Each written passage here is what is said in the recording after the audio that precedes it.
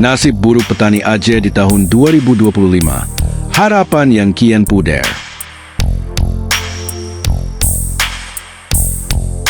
Aceh, negeri yang kaya akan tanah subur dan sumber daya alam, seharusnya menjadi surga bagi para petaninya. Namun, realitas yang terjadi di tahun 2025 justru berbanding terbalik. Nasib petani Aceh semakin buruk dengan berbagai masalah yang menghimpit kehidupan mereka. Harga hasil panen yang anjlok, kebijakan pemerintah yang tidak berpihak, hingga perubahan iklim yang semakin tidak menentu membuat mereka terpuruk dalam kesulitan. Dulu, petani Aceh adalah tulang punggung ekonomi daerah. Sawah yang luas, perkebunan yang hijau, serta hasil pertanian yang melimpah menjadikan mereka optimis menyongsong masa depan. Namun, kini semua berubah. Harga gabah yang jatuh bebas membuat para petani tak lagi mendapat keuntungan yang layak. Mereka bekerja keras dari pagi hingga petang, tetapi hasil panennya dihargai sangat murah oleh tengkulak. Sementara itu, biaya produksi terus meningkat. Harga pupuk, pestisida, dan alat pertanian semakin mahal. Sementara pemerintah tak memberikan subsidi yang berarti. Tak hanya padi, petani kopi di Gayo juga menghadapi masalah serupa. Kopi yang dulu menjadi primadona kini terpuruk karena harga jualnya semakin rendah di pasaran. Permintaan dunia yang menurun dan permainan harga oleh tengkulak membuat mereka tak berdaya. Banyak petani yang akhirnya menyerah dan mulai meninggalkan kebunnya.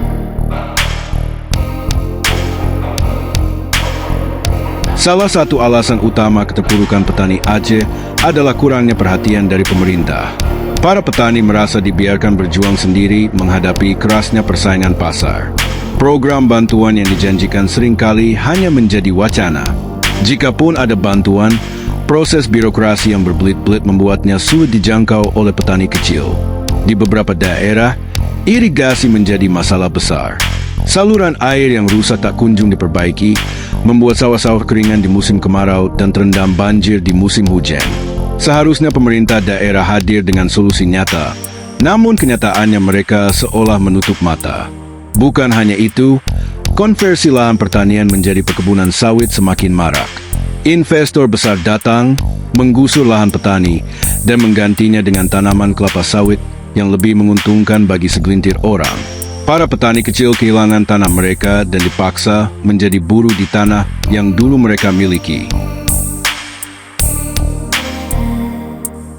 Selain kebijakan yang tak berpihak, para petani juga menghadapi ancaman dari alam.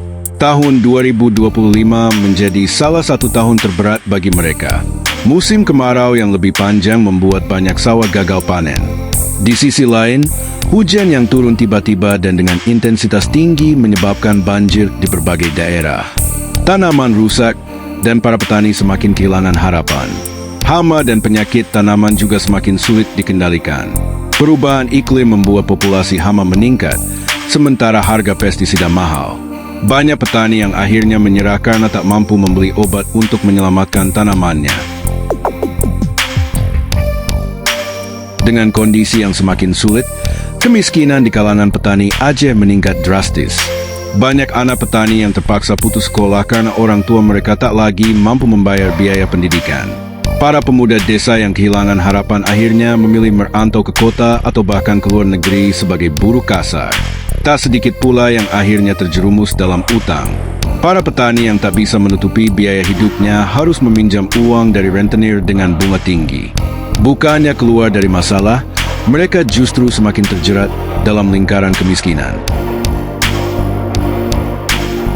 Di tengah kepurukan ini, harapan masih ada jika pemerintah mau membuka mata dan bertindak. Subsidi pupuk yang adil, perbaikan infrastruktur pertanian, serta kebijakan harga yang melindungi petani adalah langkah-langkah yang bisa diambil untuk menyelamatkan mereka. Selain itu, petani Aceh juga harus mulai beradaptasi dengan perubahan zaman. Penerapan teknologi pertanian modern, diversifikasi tanaman, serta pemasaran digital bisa menjadi jalan keluar bagi mereka yang ingin bertahan. Namun, tanpa dukungan nyata dari pemerintah dan kesadaran masyarakat, nasib petani Aceh di tahun 2025 akan semakin suram. Apakah mereka akan terus dibiarkan berjuang sendiri? Ataukah akhirnya pemerintah akan turun tangan untuk menyelamatkan mereka? Kisah petani Aceh di tahun 2025 adalah cerminan dari ketidakadilan dan kelalaian dalam pengelolaan sumber daya. Mereka yang seharusnya menjadi tulang punggung ekonomi malah semakin terpinggirkan. Jika situasi ini terus berlanjut, bukan tak mungkin Aceh yang dikenal sebagai daerah agraris akan kehilangan sektor pertaniannya. Mereka hanya ingin hidup layak dari hasil keringat mereka sendiri. Namun, apakah itu terlalu sulit untuk diwujudkan? Bagaimana menurut kalian? Apakah petani Aceh masih punya harapan? Silakan tinggalkan pendapat kalian di kolom komentar.